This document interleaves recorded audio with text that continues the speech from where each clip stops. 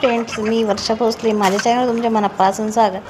खूप झाला ढोल वाजून, खूप झाले आता दांड्या खेळून. चला लागा आपापल्या कामाला. तर आज मी बनवणार आहे दिवाळीचा फराळाचा पहिला पदार्थ, तो की म्हणजे सर्वांची आवडती, माझी तर सगळ्यात जास्त फेवरेट आहे, ती म्हणजे गोड शंकरपाळी. तर शंकरपाळी बघू शकतो तुम्ही, एकदम मऊसूद आणि खुसखुशीत अशी झालेली आहे.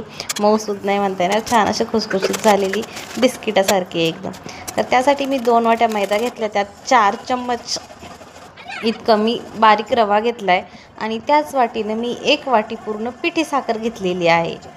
पिठी साखर आणि त्याच वाटीने थोडंसं वाटीला कमी तूप घेतलेलं आहे गरम करून. मस्तपैकी हे सर्व एकत्र छान मिक्स करून घ्यायचे आणि तेल आपण तूप टाकलं आहे, तूप, साखर आणि मैदा, रवा हे सगळं याच्यामध्ये तेलात टाकलं आहे आपण. असं छान गोळा होईपर्यंत त्याला असं हाताने चोळून घ्यायचे. तुपाला पीठ असं एक जीव करायचे.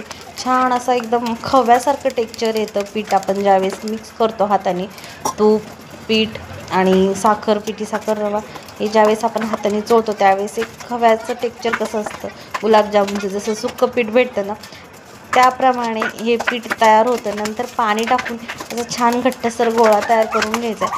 पाणीसुद्धा खूप कमी लागतं. नंतर याला आपण छान जर हाताने त्याचा लाडू वळेपर्यंत छान हाताने चोळून घेतलं तर एकदम कमी पाण्यात छान सॉफ्ट पीठ मळलं जातं.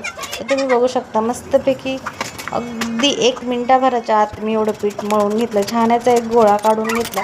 गोळा काढून घेतल्यानंतर मी याची एक छान आपल्या पोळीपेक्षा थोडी डबल जाड याची एक पोळी लाटून घेतली, तुम्ही बघू शकता. आणि चला आपण त्याचे काप करूयात.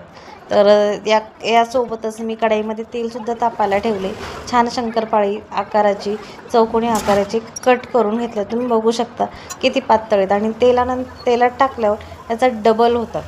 तर मी तुम्हाला सुरुवातीलाच दाखवलं आहे. छानपैकी असे मस्त शंकरपाळी तळून घ्यायचे. असं करून मी 3 ते 4 बॅच तळून घेतलेल्या आहेत.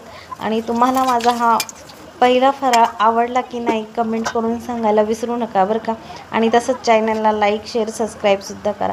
हाय लो फ्लेमवर आपल्याला शंकरपाळी तळायची, खूप काळी करायची नाही आहे आणि खूप कच्चीही ठेवायची नाही. शंकरपाळी खायला तेव्हाच छान लागते जेव्हा ती प्रमाणामध्ये भाजलेली असते.